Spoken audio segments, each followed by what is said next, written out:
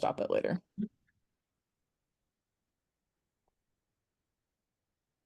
Okay, well, first of all, thank you, Brennan and Aparna, for this space. I am very happy to be here and to share with you the amazing work that we do at the Monitor Marielle Franco.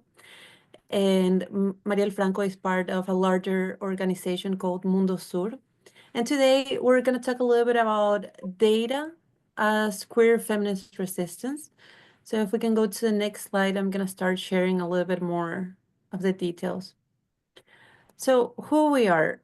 MundoSur is a nonprofit organization, and we are legally based in Argentina, but we work across Latin America. And our people, we are from all over Latin America. And we promote projects focusing on human rights and intersectional gender perspective. And we have two main lines. One of them focuses on monitoring cases of feminicide against women in Latin America, and our other project, the Marielle Franco Monitor, focuses on monitoring hate crimes against LGBTQ people. And we build our statistical information using media monitoring. And we do this because today it's impossible to know the real magnitude of hate crimes against LGBTQ people in our region. And the main cause of this is the absence of data collection systems implemented by states. So our general objective is to create a reference platform for civil society, journalism, and local governments in the region on hate crimes against people because of their gender identities or sexual orientation, or perceived gender identities or perceived sexual orientation as well. And we also have some more specific objectives. And through this work, we seek to analyze and make the complexity of hate crimes visible through a database, allowing for individualization and georeferencing cases. And when we say individualization, we mean that we have to name the people that we've lost, because we're following hate crimes. Most of them are cases of murder, and we have to say their names, because that is also another way, another expression of violence in our region, is that the cases against criminal cases against LGBTQ people are not even visible, are not even counted, and people's names are being erased as well. We also seek to expose the lack of protection of human rights of people who make up the LGBTQ community in the region, and especially trans people. We want to build networks with Latin American and Caribbean organizations that are in the territory that are also working on this issue, so we can strengthen our resistance strategies together. We want to raise awareness in civil society, particularly those who are disseminating news and content related to these issues, the media, journalists. And we also want to strengthen the capacities of our governments on these issues, because sometimes we do have good relationships with some governments. It can be maybe more at a local level, maybe at a city level. And by providing the information that we have and doing some advocacy work, we could create, we could connect efforts and address these issues as well. So basically, our goal is to contribute to improving the reality of the LGBTQ community by making these crimes visible, reporting and denouncing them across Latin America and the Caribbean. And one aspect that we consider very important is that we also focus on intersectionality in how we collect and analyze the data. We want to evidence the struggles of the most vulnerable members among the LGBTQ people as well, because we also understand that even within marginalized groups, there are different levels of marginalization or oppression. And that's why we seek to highlight the intersectionalities, because inequalities come also from poverty, from being Black, from being Indigenous, from being a migrant. And again, this takes us back to the name of the project, and our project is named after Marielle Franco. I'm sure many of you know, but many might not be familiar. Marielle Franco was a Brazilian sociologist. She was a councilwoman. She was in politics. She was openly lesbian, and she was also an activist, and she was murdered in 2018 after dedicating her life to fighting for the human rights of the LGBTQ community in Brazil and the Afro-descendant population, and especially the women and the poorest people. So if we go to the next slide, I'm gonna just an overview of what we do, basically, as a recap. We do data collection using media monitoring, and we do statistical analysis with an intersectional approach. And on this slide, you will see a map. You can find this information on our website. Our website is actually very, very cool. It's very interactive. You can find our latest data in a very visual way that is easy to understand and easy to follow. And also you can find our reports, the reports that we write. And if we go to the next slide,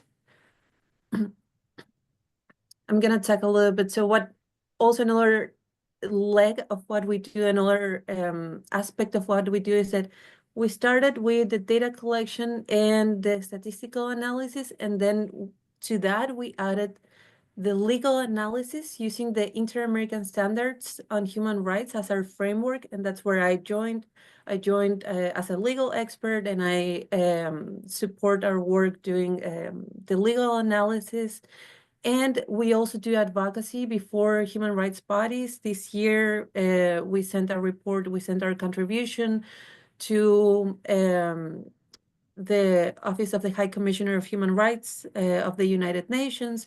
And this is, again, a lot of work that we do, but the work that we're doing is it's volunteer. We're all volunteers. We're amazing people, but we're all volunteers.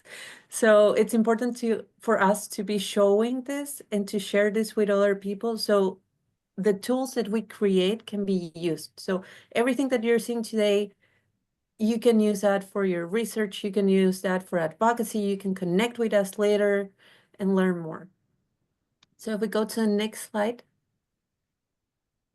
I'm going to give just an overview of what is the situation, the legal framework in Latin America and the Caribbean. Again, I assume that a lot of you are already have knowledge about how things are in Latin America, but still we think that it's important to mention that even if we have seen a lot of progress in LGBTQ rights in Latin America, especially over the past 15 years, this progress is by no means equal across countries. It's on the contrary, there are great distances between countries.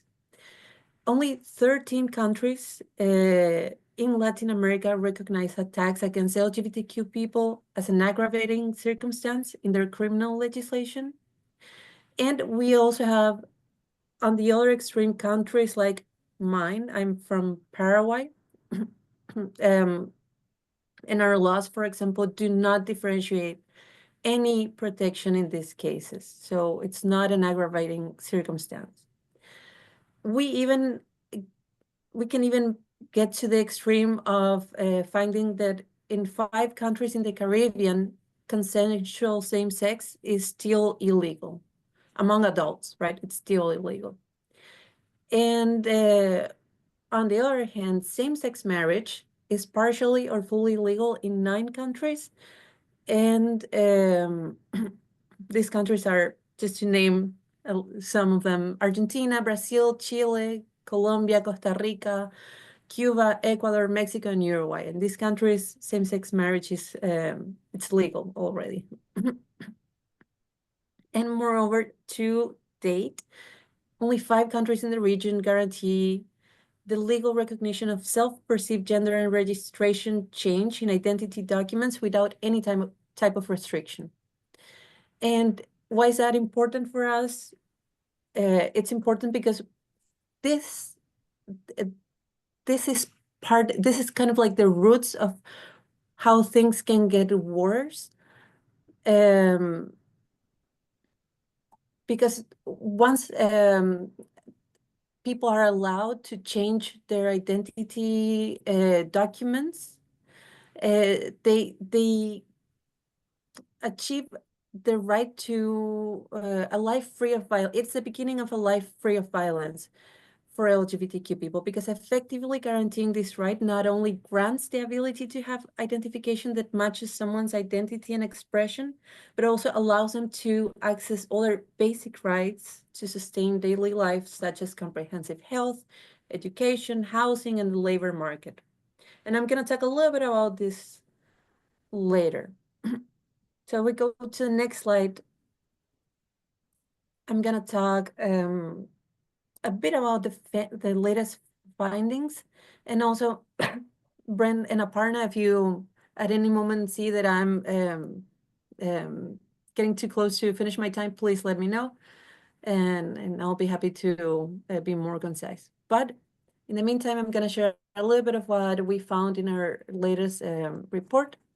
In 2013, we found a total of 228 hate crimes against LGBTQ people in Latin America. And when we disaggregate this data by country, we see that Brazil has the highest number of hate crimes, followed by Colombia and Mexico. And it's important to know that our report, the analysis from our report reflects an underreporting of hate crimes, because not all of these are reported by the media. And we also saw that the perpetrator is unknown in almost half of the times, half of the cases. Over half of the hate crimes were committed by more than one person and not by single individuals. So this information also brings some light to how crimes are committed against LGBTQ people. If you go to our report, you will find that there's a high percentage of cases that are committed in public spaces.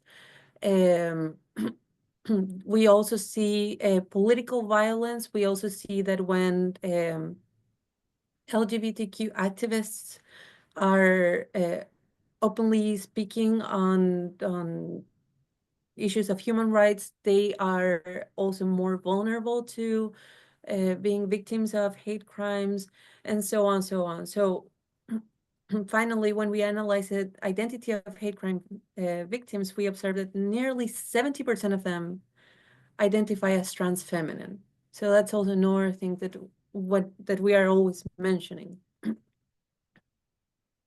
And why is it so important for us to carry on this project? And the main reason is that the statistical gaps that already exist from the state show a profound political disinterest and reveal again the institutional violence that is exercised against the community by making the community invisible. So there's no data, so nothing is happening, basically.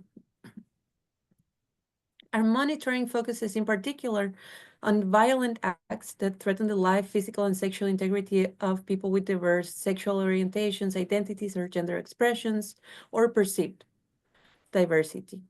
And the impact of this violence in Latin America and the Caribbean is such that the average age of trans people who are victims of murder is 35 years.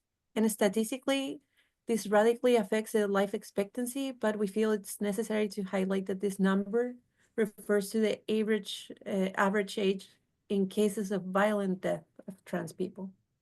And we want to make this clarification to avoid any confusion with deaths that occur from other causes. But also we want to emphasize that these murders are committed in a system of exclusion and discrimination that generate the situation. And now, just as one of the final reflections, I want to link again the hate crimes with other rights, like the right of identity or social and economical rights and cultural rights, because historically in our region, in the Latin American region, people of diverse sexual orientation and gender have been systematically unprotected and excluded by the states and society. And this creates a cycle of poverty, lack of opportunities, and dangers to their lives, in addition to the discrimination and violence that is happening simultaneously. And what it is very important for us from the analysis that we do, also using Latin American standards of human rights, is that the criminal justice system, as the only response to hate crimes, is not sufficient and often ends up further violating those who are already in a situation of vulnerability and lack of protection. And for this reason, we emphasize the importance of states in generating public policies and legislation that offer a comprehensive approach to prevent, punish, remedy, and eradicate all types of violence based on hatred, prejudices, and negative stereotypes against LGBTQ people beyond the punitive discourse, because we want a transformative justice. So this is linking everything that we're seeing. We're seeing the analysis, we see the situation, but in order to address the roots, we also need to see how to dismantle this from the beginning. And a lot of that is putting an emphasis in other rights that come before that can guarantee the right of life and dignified life as well. And if we go to the next slide, I'm gonna wrap up with some conclusions before we start our discussion. And so I want to conclude that from MundoSur, we urgently call on the states of Latin America and the Caribbean to develop rigorous, exhaustive, and systematic data collection systems on the reality of the LGBTQ population with respectful international intersectional measurement techniques and instruments. We also urge that political measures be taken to prevent, provide reparations, and eradicate violence based on evidence and taking into account the knowledge accumulated by social organizations. We do a lot and we create this knowledge, so we want the states to use it. In addition, states must promote transformative justice that addresses the historical structural violence that affects this population, putting their lives at the center of political decisions. We also understand that to design policies capable of addressing the multiple violations of the human rights of LGBTQ people, states must, as a baseline measure, like as a minimum effort, they have to build solid statistical evidence to show the state of the situation of violence. And in summary, we point out that confronting this organized violence becomes impossible without rigorous, respectful, and systematic statistical information. And public policies that seek to address this situation of violence will be precarious and misguided if they are not based on rigorous data.